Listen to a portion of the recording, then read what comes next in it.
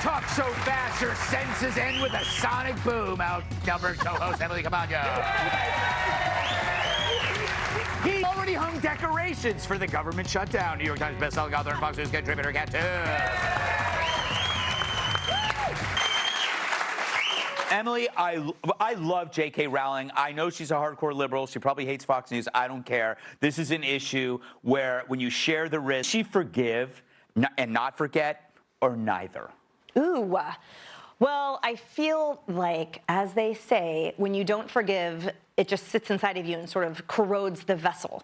So forgive. Does that feel good? I don't think so. Not to most of us. So I think it would. I think generally speaking, forgiveness, so I'm told, sort of loosens the burden on your shoulders. I wouldn't know because I really don't forgive anyone. Again, I'm Sicilian, right? I will hate you for the rest of your life. But, so that pit, you don't feel it because it's your entire body. Exactly. I have like a dead weight. Yes. But I think, being that she is an author and a really excellent one at that, I encourage everyone to read this letter she wrote in response to Emma because it just excoriates her in such a beautiful way. And she points out, which you've made this point, she's like, I'm sorry, when I was 14, I wasn't the multimillionaire you were. I was living in poverty, writing the book that made you famous. Exactly. And the lap of luxury that Emma enjoys, the privilege that she gets to go to single occupancy bathrooms, will never know what it's like to share a prison cell with a guy pretending to be a woman, to know what rape is, to know what being screwed out of a scholarship looks like, to get punched in the face with a male fist. It just, the list is so long. And I like that she put her in her place, but the reality too is that this privilege bubble that Emma has existed in for all these years allowed her to throw those Molotov cocktails at J.K. Rowling. We get all the time, ridiculous comments that hurt our feelings terribly. The volume that J.K. Rowling has gotten of death threats and rape threats and stalking threats, I don't think we can ever understand, because the millions, the multi-millions of people that had her in the middle of her target, let alone her professional sort of cancellation, an entire exhibit on Harry Potter in Seattle removed her name. The author's name from it. So I'm sure she has more grace in her body than I ever would, and she can forgive her. But I think from where I sit, a lot of these people deserve to sit in their own sort of shame forever over this. When Paul, when I worked as a gardener, they used to call me Harry Potter. And there's an element here a little bit I can't help but go into. She's very courageous for doing what she's doing. Pirates both do it. Hey man, leave me out of this. Yeah, but at the months. We disagree all the time. So No, but what I mean is, this whole thing, okay, so like this whole thing has been really weird for me, just having like J.K. Rowling is conservative coded now. As someone who grew up not being allowed to read or watch Harry Potter because it was of the devil. Like, was that anyone else? Probably not. Yeah, my mom was like, there's witches and wizards in this. You can't read this, you can't watch this. So I'm not like one of those millennials that's all nostalgic for it, walking around like I'm a Huffle, whatever. Yeah. None of it means anything to me. But it's been very strange that now it's like, because of this one issue, now it's all of a sudden you've pointed out that she's liberal, but a lot of people can't see that. I mean, we've entered But who cares? This is the most important issue to a lot of people, including myself. So I don't even care about her politics. Yeah, I don't know. I guess it depends what segment of that or what aspect of that issue you're talking about. Yeah. But biology.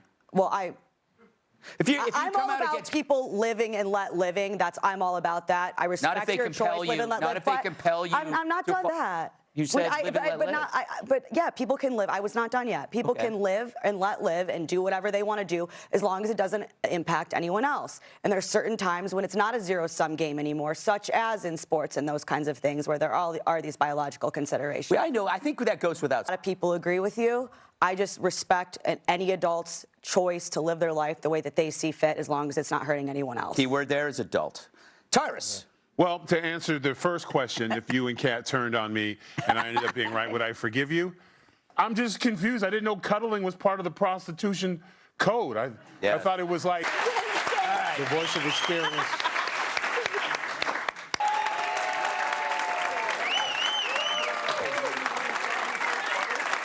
An AI, because people don't love celebrities. People love to hate celebrities, and you can't really hate an AI. That's true. And also, I've said this before, I could never eat food made by a machine. Yes, you suffering in the protein he doesn't want. No, but I mean, something I like just that. need to see some Natural progression. Things are changing. Everyone knew the AI was coming, and if the worst thing... Hopeful would be, once again, we go back to the idea of stories. You have a good story, you have a good narrative. I just thought of something. What? Real quick. I won't say it as fast as Emily, but... In 30 years, won't they look back and see this as bigotry? Probably. I'll say this. I think there's two sort of concepts of AI. One of them is that all of AI is an amalgam of what's already out there. When I look at her, I think she's adorable, super cute. She's a little Ariana Grande, a little Nina Dobrev, right? Yeah. So you look at this person, and she's encompassing essentially these guys, real. You know, but here's the thing: you can make every actor's face look like cheese. And you would start actually cat women. To me, isn't their bodies like it's like, remember, the old Persian rugs where the humans would deliberately create a mistake so that you knew it was the perfection of human. So it's not that her body needs a mole or something. It's that the technology looks too perfect. Yeah. Like the movement is too smooth. Yes. Versus like the Muppet expressions that we all have. This held back my success. On their, I was able to get into their website. Some of the things that they labeled as extremist were because it's more essentially they have a form of McCarthyism going from where I sit. Because if you up in crazy land, and as a result, Turning Point ends up on the list. It must have killed him to get rid. I just find it so ironic that the entity, the mission creep lib, whatever, that they're so intent on creating boxes to shove people into and all of these labels, and then they expect the whole rest of the world to be label-free, like, but I am a fluid sexual creature, and yes. You can't define me, and you can't put me in a box. The crux of all of their arguments is that somehow they are undefinable, and yet they live by 1,000,000% the way that you have to be defined by them. So I agree with you that you hate that, but thus that the amount that they started out well, and that now it's become this source of, because the other thing is, think about all of the coverage of Charlie Kirk and Turning Point, and especially so after his assassination, controversial and filled with hate. And then when you say, what is controversial? The protesters here every Tuesday, we asked them this week, holding a sign about fascism, I said, define fascism. And that person could not. So they use these words and they hide behind these labels to say, you're evil so that I can assassinate you. That's the root. So many hate symbols. They fought the whole world, and they almost act won. cool, and then all of a sudden they start that we know of. So just glad they're on that list. Kat, you know what other number was on the list? I think the problem with it's just too easy to get labeled as hateful, and I think that there's a lot of people who don't understand that maybe if you're a person who doesn't agree with another person's opinion or lifestyle choice or anything else, that doesn't automatically mean that that person hates that person. So I mean, when I'm live and let live, I'm a live and let live for Christians too, and I feel like some people have that issue with people who are Christians. Yeah, they say that Christian. I think it's Christian. You believe in God and that's your faith. That's great and that's wonderful. And I know jealousy is a sin, but I do have actually a lot of jealousy for religious people. Hope I can get there someday. But I do pray sometimes. I don't even know like who I'm praying to, but I still just give it a whirl. I don't know if it counts. That's great. That's great. Does it count? Yeah, whenever people counts. But whenever people ask me to pray for them, I'm like, I'll do it. I don't know if mine will count, but I still will do it for you. That's all you have to